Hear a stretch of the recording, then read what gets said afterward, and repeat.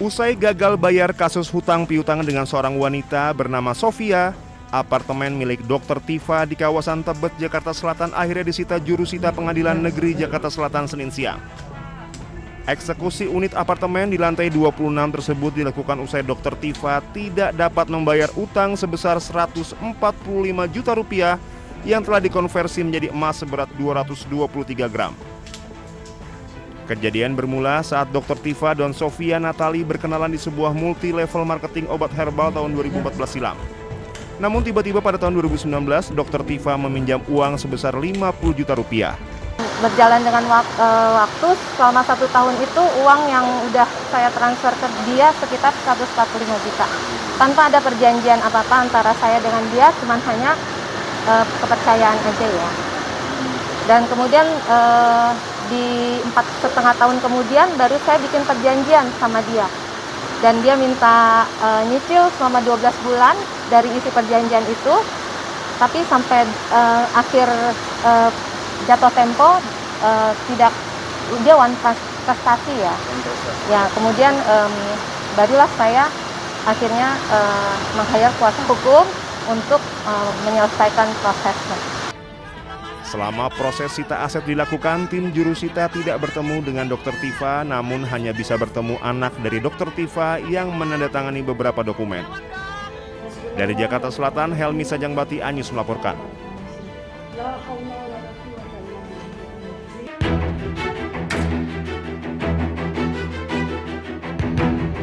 Aksi kejar-kejaran terjadi di kawasan pinggiran sungai Jalan Brigjen Katamso, Gang Nasional, Kota Medan, Sumatera Utara.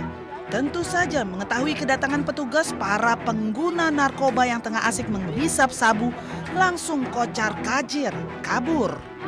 Meski tidak mendapati sejumlah pengguna, namun unit Reskrim Polsek Medan Kota berhasil menangkap target operasinya, yakni Mariska, seorang perempuan yang diduga pengedar di kawasan ini. Dalam penggerebekan ini, Mariska membawa barang bukti 2 klip sabu siap pakai, serta uang ratusan ribu yang diduga hasil penjualan narkoba. Orang pengedar narkotika jenis sabu, selanjutnya kita amankan ke komando. Ada barang bukti hasil transaksinya dengan anggota tadi sudah kita amankan, ada beberapa paket, dan begitu juga uang hasil penjualannya sudah kita amankan juga. Ini bong-bong juga banyak kita amankan, begitu juga barak-barak tempat para pemakai narkoba. Sudah kita ada 4 lokasi, sudah kita bakar semuanya, kita hanguskan, dan kita juga akan melakukan kegiatan ini terus. Dan barang bukti serta tersangka kini diboyong ke Mapolsek Medan Kota untuk diproses lebih lanjut. Tersangka kini mendekam di jeruji besi untuk mempertanggungjawabkan perbuatannya.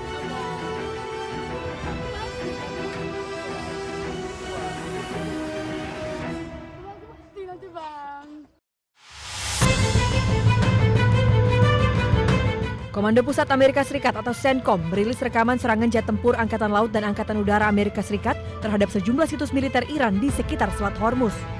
Sedikitnya 10 sasaran diserang, meliputi sistem pertahanan udara, fasilitas penyimpanan drone, infrastruktur komunikasi, hingga kemampuan penebar ranjau laut.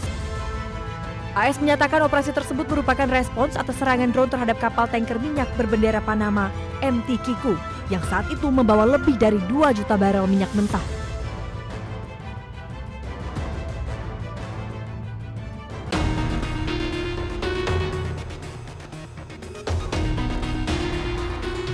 Ketua Komisi Keamanan Nasional dan Kebijakan Luar Negeri Parlemen Iran, Ebrahim Azizi, mengatakan Amerika Serikat tidak berkomitmen terhadap prinsip-prinsip negosiasi maupun gencatan senjata. Azizi menyampaikan pernyataan tersebut setelah Amerika Serikat melancarkan serangan terhadap fasilitas penyimpanan rudal dan drone serta radar pesisir Iran pada 26 Juni. Serangan itu merupakan respon atas dugaan serangan terhadap sebuah kapal komersial yang melintasi Selat Hormuz hari sebelumnya. Amerika Serikat mengklaim Iran telah meluncurkan 4 drone serang satu arah ke arah kapal-kapal yang melintasi Selat Hormuz dan menuduh Iran telah melanggar gencatan senjata antara kedua negara. بدون شک جمهوری اسلامی برای برخورد قاطع با هر رفتاری که خلاف تفاهمنامه امضا شده صورت بگیره آمادگی داره با هر رفتاری که بخواد در واقع موجب ناامنی و یا عبور از خطوط قرمز جمهوری اسلامی ایران باشه.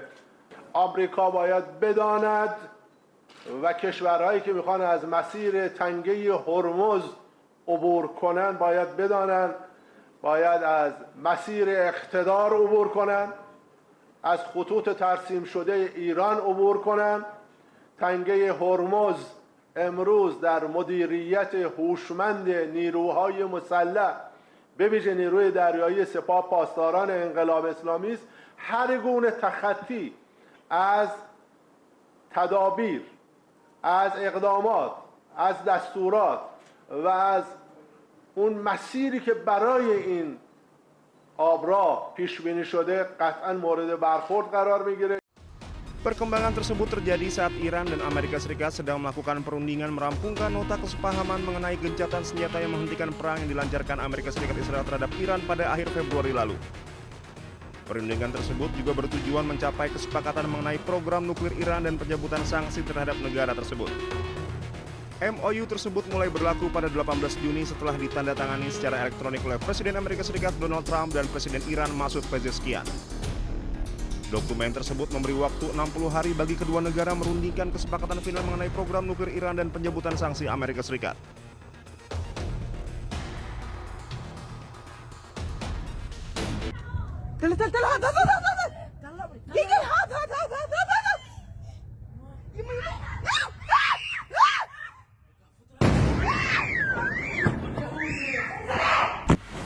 Di tengah meningkatnya eskalasi AS Iran, Ketua Komite Keamanan Nasional Parlemen Iran Ebrahim Azizi memperingatkan para pemimpin GCC bahwa mengizinkan pangkalan AS di negara mereka hanya akan mengancam keamanan.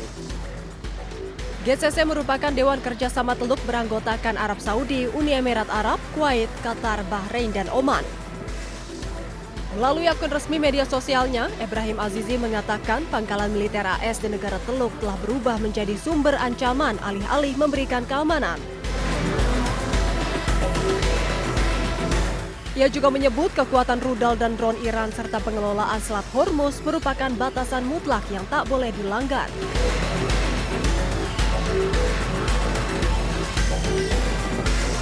Sehingga satu-satunya jalan menuju keamanan regional hanyalah dengan menjauhkan diri dari Amerika Serikat.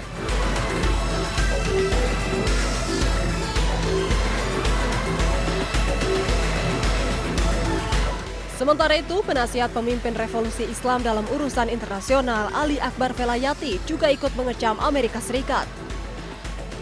Ia menegaskan bahwa stabilitas negara-negara Arab di sekitar Teluk Persia saat ini adalah karena pengelolaan Iran atas jalur Selat Hormuz. Ia juga menyebut Amerika Serikat hanya membawa penjarahan dan kekerasan ke kawasan Timur Tengah.